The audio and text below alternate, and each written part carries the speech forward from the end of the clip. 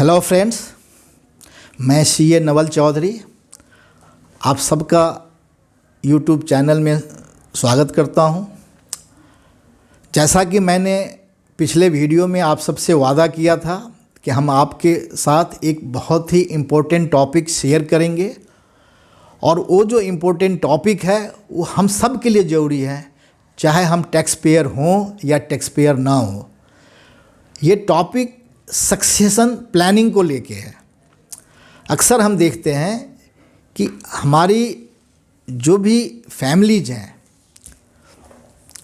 उसमें जो इनहेरिटेंस है, जैसे हमारे फादर को फादर से मिला, ग्रैंडफादर से मिला, फादर से हमारे को जो भी प्रॉपर्टी मिलेगा, तो उसकी सक्सेशन कैसे हो। अभी क्या है कि सक्सेशन प्लानिंग के अंदर बहुत तरह की त्रुटियां हैं और ख़ास करके हम देखते हैं कि हमें अपनी ही प्रॉपर्टी पे मालिकाना हक लेने के लिए हमें कोर्ट कचहरी या अदालतों के चक्कर हमें लगाने पड़ते हैं।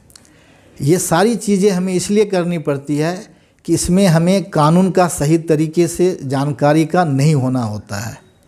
कई बार कुछ स्मार्ट लोग ये करते हैं कि भाई हम जो है एक विल बना देते हैं और विल के थ्रू हमारे जो लीगल हेयर है उसको हमारी संपत्ति जो है सो मिल जाएगी।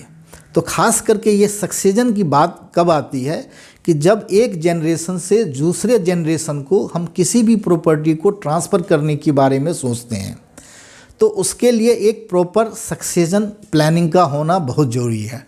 और सक्सेशन प्लानिंग के लिए कई तरह के टूल्स हैं, कई तरह के हम मेथड्स को अडॉप्ट करते हैं।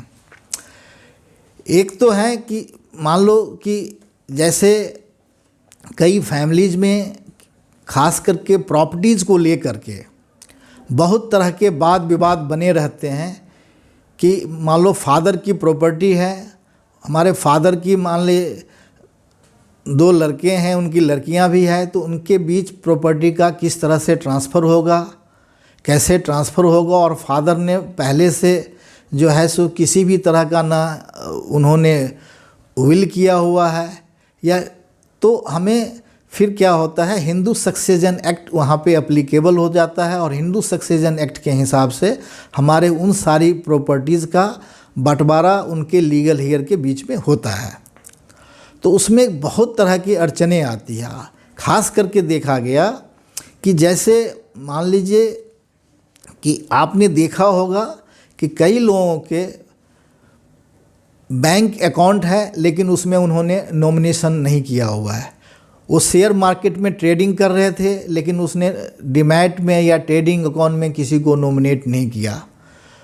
तो बाद में अगर इन सारी चीज़ों को लीगल हेयर को ट्रांसफ़र करने के लिए बहुत सारी कानूनी प्रक्रिया से गुजरना पड़ता है और हो सकता है कि कुछ केस में आपने विल भी किया हुआ है, तो विल को भी प्रोवेट करने के लिए कोर्ट में उनको कई सारे कानूनी प्रक्रिया से गुजरना पड़ता है, फिर जाके उनका प्रॉपर प्रोवेट होता है और फिर उनकी प्रॉपर्टी को उनके बच्चों में जो है सो ट्रांसफ़र किया जाता है। तो इन सब से बचने के लिए और एक लंबी कानूनी प्रक्रिया से अपने आप को आज़ाद करने के लिए आज के दौर में सक्सेशन प्लानिंग को करना बहुत ही अनिवार्य है।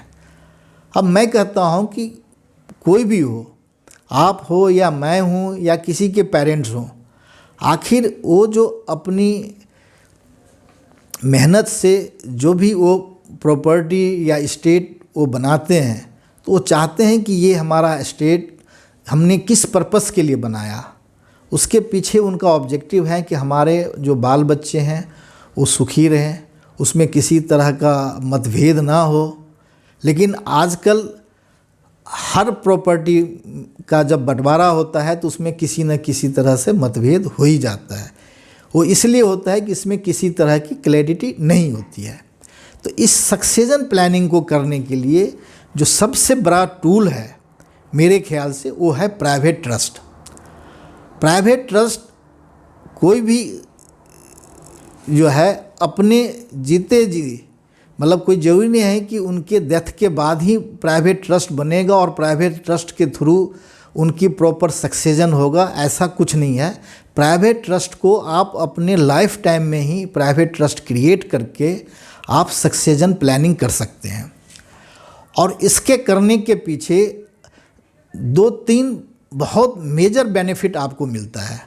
जैसे आप देखते हैं कि कई बार बहुत ही फैमिली ओन्ड बिजनेस हैं और ख़ास करके हमारे पास बहुत सारे फैमिली ओन्ड बिजनेस हैं। तो आप देख रहे होंगे कि उनके पेरेंट्स तो किसी बिजनेस को बहुत ही सक्सेसफुली रन कर रहे हैं और कल को मान लीजिए उनके 2 बच्चे हैं या 3 बच्चे हैं या 4 बच्चे हैं, तो उनके डेथ के बाद क्या होगा कि वो प्रॉपर्टी उस कंपनी का मालिकाना हक 4 बच्चों में डिवाइड हो जाना है। और ये ज़रूरी नहीं है कि चारों बच्चे एक लाइक माइंडेड हो, कोई उस बिज़नेस में कम इंटरेस्ट ले रहा होगा, कोई कम ले रहा होगा, कोई बिल्कुल नहीं ले रहा होगा। तो हो सकता है कि उनके पेरेंट्स ने जो उस बिज़नेस की उसने फाउंडेशन करी थी, जो उस बिज़नेस को उन्होंने इस लेवल तक ला के खड़ा किया था, तो उनके डेथ के बाद ये बिज़नेस बिल्कुल ही बिखर सा जाए। तो उसी चीज़ को इंश्योर करने के लिए जो बड़े बड़े कॉरपोरेट्स हैं वो एक प्राइवेट ट्रस्ट बनाते हैं और प्राइवेट ट्रस्ट में अपनी कंपनीज़ की सारी शेयर्स का मालिकाना उसमें ट्रांसफ़र कर देते हैं। और उस प्राइवेट ट्रस्ट के माध्यम से आप ये भी सुनिश्चित कर सकते हैं कि आप अपने बच्चों के बीच किस तरह से, किस रेशियो में आप उनको शेयर्स दे सकते हैं। तो उस ट्रस्ट को मैनेज करने के लिए आपको एक ट्रस्टी अपॉइंट करना होता है। वो ट्रस्टी आप अपने रिलेटिव को भी रख सकते हैं, आप प्रोफेशनल्स को भी रख सकते हैं, सीए रख सकते हैं, आप एडवोकेट रख सकते हैं, जो आप बैंकर रख सकते हैं। तो आप के उस ट्रस्ट को आपके जो ट्रस्ट डीड बनेगा उसके रूल्स और रेगुलेशंस के हिसाब से आपके ट्रस्ट को मैनेज किया जाएगा। तो इस तरह से आपका जो बिजनेस है वो आपका बिजनेस वैसा ही चलता रहेगा जैसा आपने अपने उस बिजनेस को लेके आपके मन में विजन था। दूसरा जो सबसे मेजर बेनिफिट है कि इस ट्रस्ट के माध्यम से, चूँकि सारी प्रॉपर्टी ट्रस्ट ओन कर लेती है, तो कल के डेट में किसी इंडिविजुअल के नाम से वो प्रॉपर्टी नहीं है, तो आपके ऊपर किसी भी तरह की कोई बैंकरप्सी का केस है, किसी भी तरह का आपको अटैचमेंट का है, वो सब खतरा आपके ऊपर नहीं बना रहेगा। आप इन चीज़ों से भी मुक्त हो सकते हैं। तीसरा, आप इस तरह के प्राइवेट ट्रस्ट का इस्तेमाल अपने माइनर किड्स के लिए भी कर सकते हैं। आप जैसा कि जानते हैं कि अगर माइनर जो है, माइनर इनकम टैक्स के हिसाब से एसएससी नहीं है, माइनर्स की भी इनकम पेरेंट्स की इनकम में क्लब हो जाती है, जिसकी मैक्सिमम इनकम होती है। तो इस तरह से अगर आप अपने माइनर का एक वेल्थ क्रिएट करना चाहते हैं, तो माइनर के वेल्थ क्रिएट करने के लिए भी आप एक प्राइवेट ट्रस्ट बना सकते हैं। तो ये प्राइवेट ट्रस्ट आप कैसे बनाएंगे, किन परिस्थितियों में बनाएंगे, उस प्राइवेट ट्रस्ट बनाने के लिए क्या प्रोसीजर फॉलो करना होता है, कैसे ट्रस्ट डीड बनाएगा, तो बहुत ऐसी सारी टेक्निकलिटीज़ हैं। फिर उनका टैक्सेशन कैसे होगा, तो ये सारी टेक्निकलिटीज़ को डिटेल में समझने के लिए अगर आप इंटरेस्टेड हैं कि हमें प्राइवेट ट्रस्ट बनाएं और किस तरह से हम अपने प्राइवेट ट्रस्ट के माध्यम से अपने टैक्स की प्लानिंग करें, अपने सक्सेशन की प्लानिंग करें, अपने बच्चों के बीच में एक फेयर डील करके चलें, तो इन सब चीज़ों को जानने के लिए आप हमसे मिल सकते हैं, हमारे से अपॉइंटमेंट ले सकते हैं, हमारे को मेल भी कर सकते हैं और हमें कमेंट बॉक्स में आके बता भी सकते हैं। तो हम केस टू केस बेसिस पे आपके चीज़ों को समझ करके आपको सही जानकारी देने का प्रयास करेंगे, ताकि आप इस प्राइवेट ट्रस्ट का अपने टैक्स प्लानिंग और सक्सेशन प्लानिंग में ज़्यादा से ज़्यादा उसका इस्तेमाल कर सकें और लाभान्वित हो सकें। Thank you very much.